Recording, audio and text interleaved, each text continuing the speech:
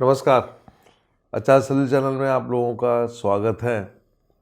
मेरे बहुत से फॉलोअर जानना चाहते हैं कि आचार्य जी, आपने ये कहा है कि नरेंद्र मोदी जी जो है भारत के आखिरी प्रधानमंत्री होंगे, तो उसका क्या कारण है, आप ऐसा क्यों कह रहे हैं?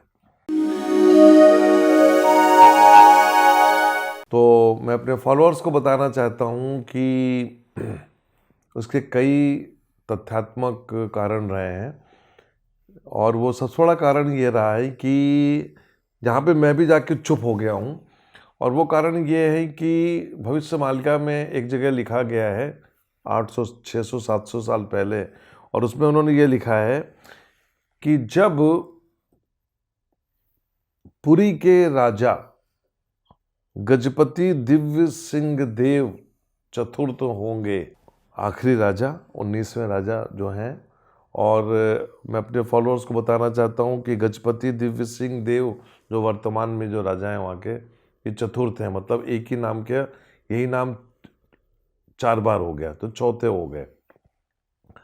तो जब ये राजा होंगे चौथे, तो आप ये मान के चलिएगा कि कलयुग का अंत होगा और आगे चल के महाविनाश होगा।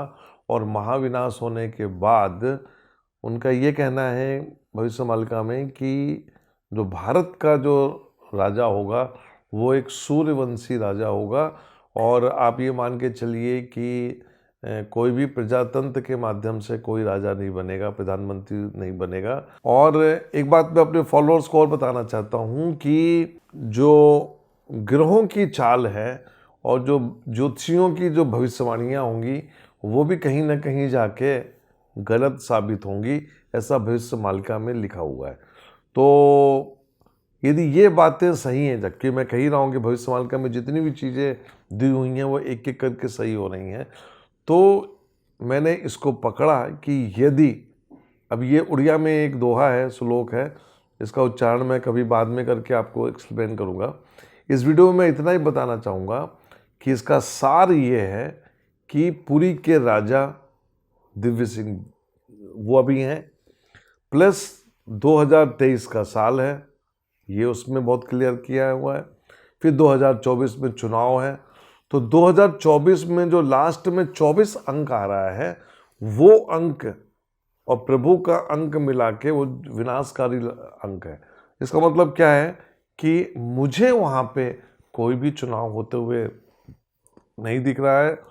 और तब मुझे वो याद आता है कि जब महाभारत का युद्ध के समय कृष्ण ने समय को रोक दिया था। युद्ध के पहले उन्होंने जो अपना रूप अर्जुन को दिखाया और जो संजय ने देखा, और संजय ने वो दिखाया रूप किसको? धृतराष्ट्र को। मुझे मालूम है आज के ज़माने का धृतराष्ट्र कौन है, मुझे मालूम है कि आज के ज़माने का दुर्योधन कौन है, लेकिन उस पर वो मैं बताना नहीं चाहूँगा, विवाद हो जाएगा। लेकिन मैं आपको इतना बताना चाहता हूँ कि ये सब चीज़ें रुक जाएंगी, तो भविष्यवाणियाँ जो है उतनी सटीक नहीं जाएंगी, क्योंकि सब चीज़ों को रोक दिया जाएगा। और ये जो पावर होगा वो सब पावर जो है महाप्रभु के हाथ में होगा, भविष्य मालिका के अनुसार। तो जब ये कहानी निकल के आ रही है, अब देखिए मैं आपको बताना चाहता हूँ कि भविष्य मालिका के हिसाब से नॉर्थ पोल और साउथ पोल की जो बर्फ़ है वो पिघलेगी। अब वो बर्फ़ यदि पिघलती है तो वाटर लेवल 1 इंच बढ़ जाता है, और यदि वाटर लेवल 1 इंच बढ़ता है तो बांग्लादेश और भारत के तटीय क्षेत्र में जो शहर हैं ये सब पानी के अंदर चला जाएगा।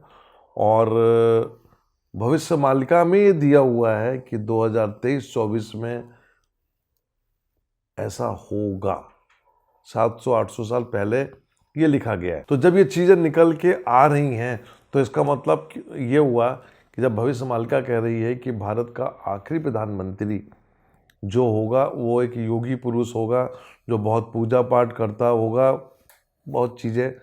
तो मैंने इस चीज़ को जब कैलकुलेट किया तो मैंने कहा क्या मोदी जी आखिरी प्रधानमंत्री हैं? तो जब मोदी जी की कुंडली को देखा, तो मोदी जी की कुंडली को जब हमने देखा तो मंगल की महादशा मतलब लग्न और छठे घर की महादशा इस कुंडली में। और चुनाव के टाइम पे जो दशा रहेगी मंगल की महादशा में शनि का अंतर, शनि सेपरेटर है, अलग कर रहा है। मैंने बोला चुनाव के टाइम, यहाँ भी जाके मुझे ऐसा लगता है कि कहीं ना कहीं जाके वो शनि एक अपना गेम खेलेगा, प्रभु जो चाहेंगे वो होगा। और तब मुझे जाके लग रहा है कि इस देश में या तो प्रेसिडेंट रूल या इमरजेंसी लगा के और आगे के समय को जाया जाए, और जब एक महाविनाश लीला हो जाएगी उसके बाद, जैसा कि मैंने बोला कि भविष्यमालिका के हिसाब से एक सूर्यवंशी राजा, तो मैं समझता हूँ उसमें नाम भी दिया हुआ है कि कौन बनेगा। मैं उस नाम पे भी रिसर्च कर रहा हूँ, तब मैं बताऊंगा कि इस देश का अगला राजा कौन होगा, कौन सूर्यवंशी राजा आके इसको बनाएगा। और भविष्यमालिका में एक चीज़ और दी हुई है कि वर्तमान राजा, मतलब वर्तमान प्रधानमंत्री नरेंद्र मोदी जी, इनके शासनकाल में राम मंदिर बनेगा। ये 600 साल पहले, 600-700 साल पहले लिखा गया। अब सवाल ये उठता है कि यदि मैं इन सब चीज़ों को कनेक्ट करता हूँ तो पूरी कहानी निकल के आती है मोदी जी के ऊपर।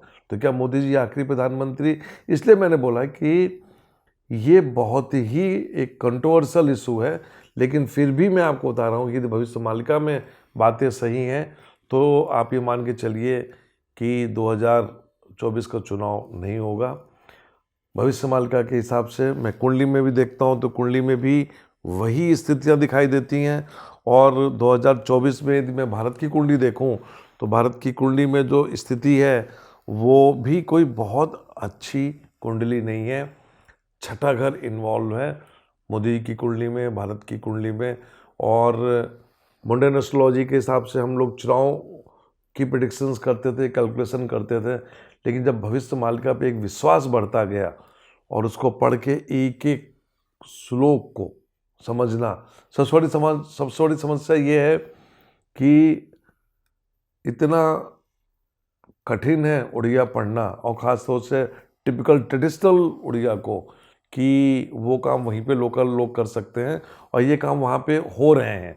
धीरे धीरे उसका अनुवाद आ रहा है। ये इतनी बड़ी विनाश लीला की बात की जा रही है और जो कि लगभग महाभारत के टाइम की थी। और मैं आपको बताऊंगा कि महाभारत के एंड के बाद वो कौन लोग थे जिन्होंने इस्लाम या क्रिश्चियनिटी या अलग रिलीजन्स लाए, किस परिवार के वो लोग थे। तो आपकी आंखें खुली रह जाएंगी क्योंकि ये सब चीज़ें यहाँ पे दी हुई हैं। सबसे बड़ी बात ये है कि भविष्यमालिका में बहुत सी ऐसी बातें निकल के आ रही हैं कि फला व्यक्ति उस समय ये था, और आप देखिए वक्त के साथ वो व्यक्ति वापस प्रभु के तरफ मुड़ रहा है। और कहते हैं ना कि जैसे आपकी स्मृति जागृत हो गई है, वही काम इस समय हो रहा है। मैं इस चीज़ को यदि बोल रहा हूँ तो बहुत रिसर्च के साथ बोल रहा हूँ, और तब मैं अपने फॉलोअर्स के बीच में आ रहा हूँ। तो मेरे हिसाब से 2024 का साल जो होगा, मुझे नहीं लगता कि कंट्री चुनाव की तरफ जाएगा, क्योंकि तब तक बहुत बड़ी विनाश लीला हो जाएगी। और उसका आरंभ ऑलरेडी हो चुका है। कोविड के बाद ही 2019 में लोकसभा हुए थे और विनाश लीला 2020 से शुरू हो गई, और इतनी क्राइसिस हो जाएगी। मैं अपने फॉलोअर्स को बताना चाहता हूँ और अपने इस वीडियो के माध्यम से मैं सरकार को भी निवेदन करूँगा कि हमारे देश में भी खाने के लाले पड़ेंगे।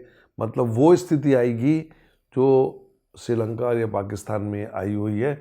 इसलिए हमको अपना ध्यान रखना है कि कैसे हम लोग सरवाइव करें, क्योंकि जो भविष्यमालिका में दिया गया है उसको यदि थोड़ा सा कल्पना किया जाए तो रोंगटे खड़े हो जाते हैं। मैं ईश्वर से यही प्रार्थना करूंगा कि जो कुछ भी हो आगे चल के प्रभु सबकी रक्षा करे और सबको अपनी आशीर्वाद दे, ब्लेसिंग्स दे। नमस्कार।